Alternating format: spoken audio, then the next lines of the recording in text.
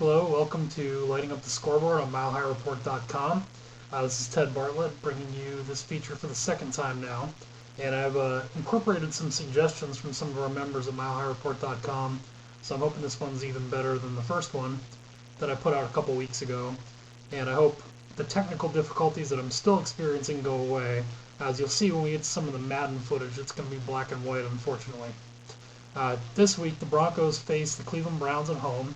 And I'm actually a Cleveland area resident, so I get to hear about and see the Browns a lot on the local TV here. I guess I wouldn't say I watch their games a whole lot.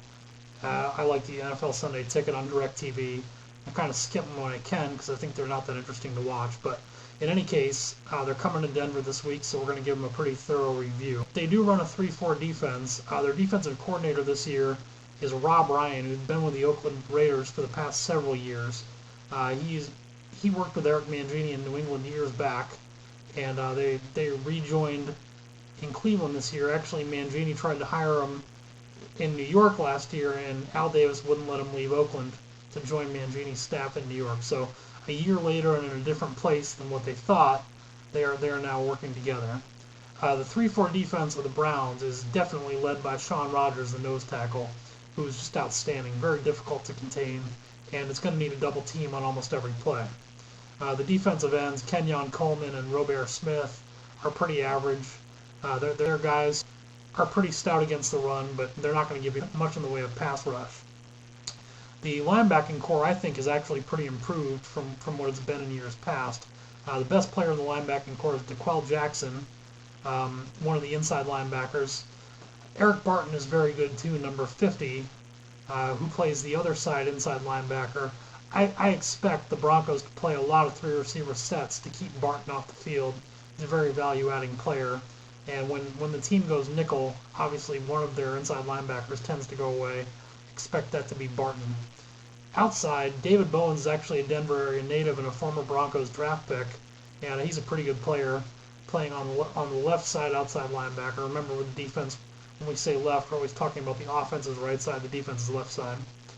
The right side outside linebacker, Cameron Wimbley, number 95, was a first-round pick, has been a double-digit sack guy, and actually got a sack against the Broncos last year. Peyton Hillis kind of missed a block on him. He's kind of a one-trick pony, though. He's sort of just a straight-ahead speed rusher, nothing too fancy about his game. So he can be blocked, definitely. They did move him around more against the Vikings in Week 1, and I would expect to probably see that some more this time. I wouldn't expect to see him trying to beat Ryan Clady one-on-one. That's what we'd call a fool's errand, in all likelihood. The corners are very good. Eric Wright from UNLV was a second-round pick a few years ago. Really should have been a first-round pick based on talent. Number 24 has gotten to be a very good corner on the left side. The guy I've always liked even better is number 22 on the right side, Brandon McDonald, who was a fourth-round pick out of Memphis the same year. He's very active and makes a lot of plays. He did get beat for the 93-yard touchdown by Eddie Royal last year. He can be had, but he's definitely an above-average cornerback on the right side, and the Browns do have a good pair there. The strong safety, Brodney Poole, is an okay player. Abram Elam, the free safety, is a Mangini guy from New York. I consider him to be average at best. Definitely beatable.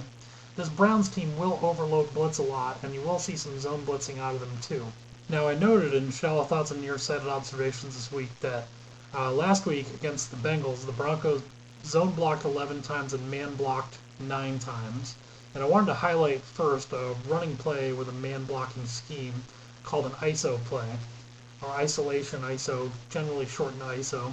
And the idea is the offensive linemen are all going to block an individual man, and they're going to leave a linebacker, in this case the inside linebacker who's playing more of a middle alignment, to be free to be blocked by the fullback, in this case Peyton Hillis, number 22.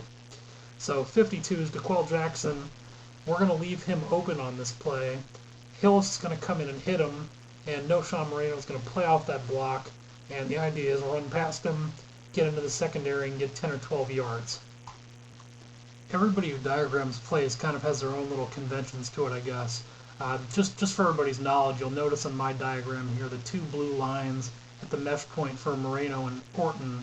The 2 blue lines indicate that that's a handoff. So you'll see that in the future when I diagram running plays. Just kind of remember that's what I mean there. As we roll with this here, the ball's getting snapped, and you see the fullback's just going to hit DeQuell Jackson, and you're going to get about 12, 13 yards on the play from Marino there. And we look at it in the replay view here, you can see it kind of even better. I'm going to pause it right there. You can see where he's just lined up right on the linebacker. He hits him, you're into the secondary, and it takes the safety to make the tackle. From the side, just kind of another view. You see, you get the idea of the ISO. It's all man blocked, and you can see it from top side there. Very effective play. One thing you always want to do is run your play action stuff off of action that looks exactly like the running play. So once you've run this ISO play a few times and it's been successful, then you can turn around and run this play action pass that we're about to look at here. The idea here is the action's going to the right, so you want to fake the handoff, come back to the skinny post to Eddie Royal to the left. He should be pretty well manned up on Brandon McDonald. The safety's going to have to take a step, either forward or backward. Here the scheme calls for two deep safeties, so we think he's going to take a step back. But if he reads run, he may take a step forward into the middle of the field. In any case, you're in good shape. Quick, accurate throw beats that cornerback to the spot. If we roll the play here, you're going to see the quick handoff into the third step, the quick throw. You're trusting the receiver, in this case Eddie Royal, to get separation and to get to the inside spot to be able to catch that pass in front of the corner. Eddie's really good, and generally he's going to make that play most of the time. You're setting him up for success with that throw. This is pretty much a one-read throw here. I like Eddie Royal. If it's not there, I like to turn around and throw to Peyton Hillis out on the right flat and see if he can make somebody miss out there. The other routes on this play are pretty much set up to be decoys. You especially see Gaffney and Marino going in the same spot. You don't really want to go there, too much traffic. I'm being overly verbose during the recording of this, so I want to quickly kind of show a screenplay here. In the diagram here, you see the key point is that the center, the right guard, and the right tackle are all going to quickly hit the guy across from them and then disengage, try to get out in front of the screen. Number 27, Moreno, is going to kind of delay behind the right tackle, act like he wants to block, and then slide out for the screen. So on a screen pass, you want to let these defensive linemen get near the quarterback. Here you see the quarterback lined up, and you see the Y guy there, which is Marino's, going to stop like I described, catch the pass outside. The blocking didn't even really get there, but it's still a really good gain. You see the blocking on the right side kind of gets held up there in the video. A little hard to see from that particular angle. I want to show the drop back of the quarterback there. You'll see it better here, where the blocking gets kind of hung up and doesn't get all the way outside. But there's the one good block there by Chris Cooper at the ankles of the defensive lineman. That's what springs Marino on the play. And from the running back's perspective here, you can really see it where he gets out. He's got the ability to turn upfield quickly and make a play. Sort of a basic halfback screen for you. We'll be looking at a lot more screens, I'm sure, this season. The last play I want to look at is something a quarterback would check off into when they think an overload blitz is coming. And this is sort of a pre-snap read situation where you look at the balance of the defense and you say, hey, that really kind of looks like an overload blitz is coming. So you see this basic diagram here. I'm about to mark it up, show you how I know that one is coming, or at least have a really good idea from the quarterback. Draw a line down the middle of the screen. You see for the offense, there's 4 on the left of the line, 4 on the right, and 3 down the middle. For the defense, there's only 3 on their left side.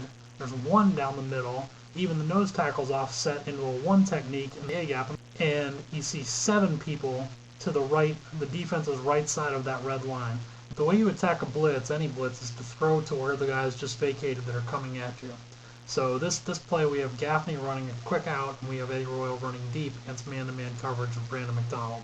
As we roll here, you're going to see the pre-snap read and the checkoff that we're doing. As I said, Royal deep, Gaffney to the outside. Gaffney is the best read because the free safety's trying to jump down to cover him man-to-man. And you see Abram Elam just can't get there. You look at it this way, he's just not going to be able to cover that distance. And the corner is going to end up having to tackle him after he's been run downfield. You look at it the other way, you can get Royal deep with man-to-man coverage. Brandon McDonald is good, as I noted before, but Royal's beaten him deep before. There's reason to think he could do it again.